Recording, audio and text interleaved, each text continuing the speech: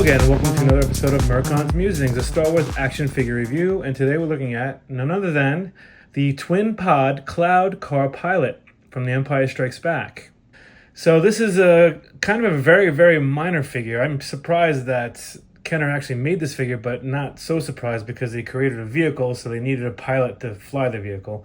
But this character has a few seconds of screen time.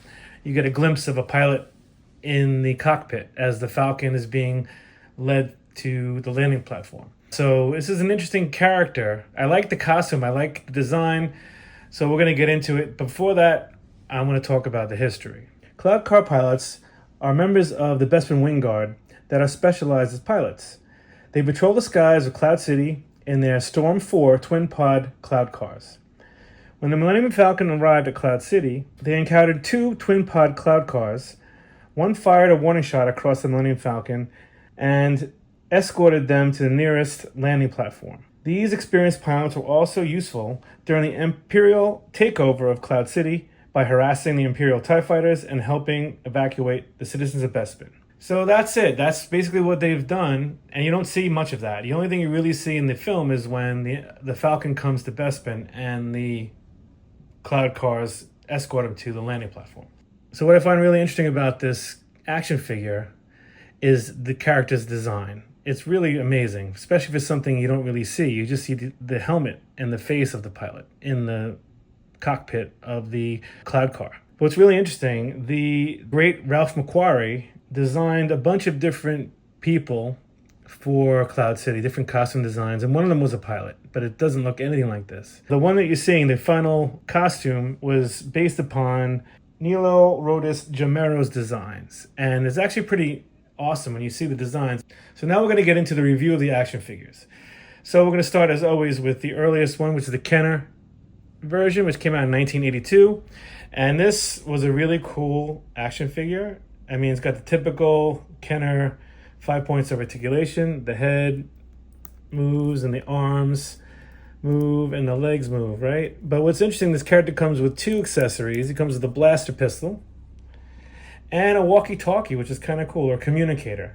I had a twin pod cloud car as a kid. I'll do a video about that soon, but this is the action figure for that. So it's a pretty good version. It's a good start. So the next one is from the original trilogy from 2004, which is this one. What's cool about this figure, the card back for this figure was pretty cool. It showed the character in the bubble, and it had a background of Cloud City with the twin pod cloud car in the background. Not your typical just an image of the character. It was pretty neat. So this action figure is good and bad. Came with a stand, and he comes with the same accessories as the Kenner one. He comes with a communicator and the pistol, which look exactly the same. The only difference is he's got a little slight more articulation, which just gets me mad because he's got insert joints on the knees, right? He's got a twisting waist, but the arms are static. And the helmet comes off. It's a great sculpt. It's a really nice sculpt. I think it's a wonderful looking action figure. And this is a really great figure. I wish if they would have given this the insert joints on the arms, this would have been a definitive version. It's cool. The helmet has the goggles. He's got all the great design.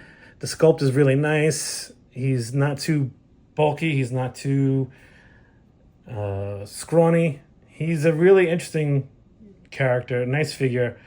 The only difference is if you look, they have this orange shoulder pad like design on their flight suits.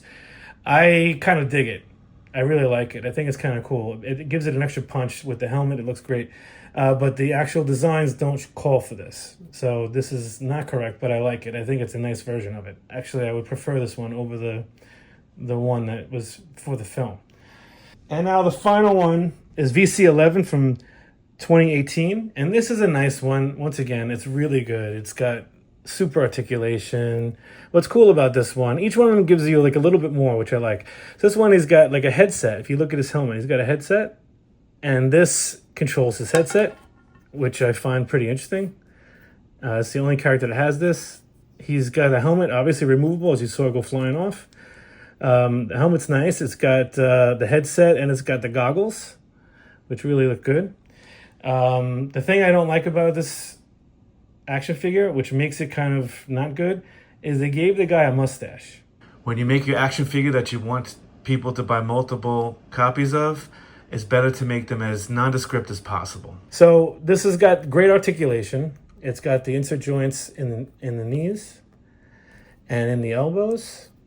And it comes with a blaster pistol. It's a pretty cool looking blaster pistol. And it fits into his holster here. And I said before, he's got the removable helmet. And he's got the gear that goes over his head when he puts the helmet on. It's a really nice figure. It's got the waist articulation.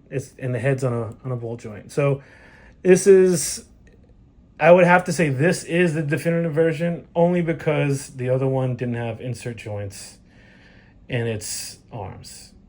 That would have been a definitive one. But this one is, my only complaint is the mustache. That's our episode about the Twin Pod Cloud Car Pilot. I hope you enjoyed it. Please hit like and subscribe, and I'll see you next time. Thank you.